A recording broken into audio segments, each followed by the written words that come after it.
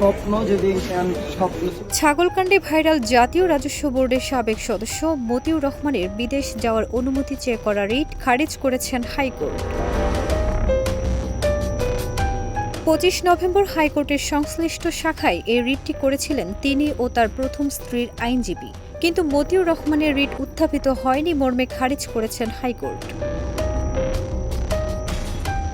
এর আগে 21 অক্টোবর ঢাকার মহানগর দায়রা জজ ও সিনিয়র বিশেষ জজ আদালতের বিচারক মোহাম্মদ আসামস জগলুল হোসেন মতিউর সহ তার প্রথম স্ত্রী লাইলা কানিজ লাকি ও ছেলে আহমেদ তৌফিকুর রহমান অর্ণবের বিদেশ যাত্রায় নিষেধাজ্ঞা দেন। দুদকের উপপরিচালক আনোয়ার হোসেন তাদের দেশ ত্যাগের নিষেধাজ্ঞা চেয়ে আবেদন করেন। এই আবেদনের শুনানি শেষে আদালত নিষেধাজ্ঞা জারি করে।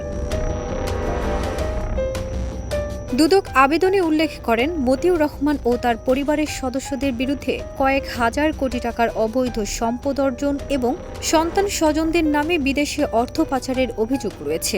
এ নিয়ে দুদকের 6 সদস্য বিশিষ্ট অনুসন্ধান টিম তার দাখিল করা সম্পদ বিবরণী যাচাইয়ে কাজ করছে। এর আগে মতিউর রহমানকে প্রয়োজনে গ্রেফতার করা হবে বলে জানিয়েছিল দুদক।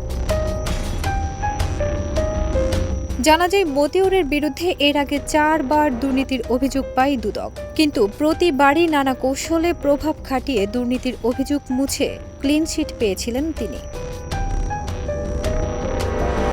প্রসঙ্গত, ঈদুল আজহার আগে মতিউর রহমানের ছেলে মুশফিকুর রহমান ইফাতের 15 লাখ টাকায় একটি ছাগল কেনার ভিডিও সামাজিক যোগাযোগ মাধ্যমে ভাইরাল হয়। এর প্রেক্ষিতেই এনবিআরের এই কর্মকর্তার বিরুদ্ধে দুর্নীতির অভিযোগ ওঠে। ফারজানা নিকিতা, দেশ রূপান্তর।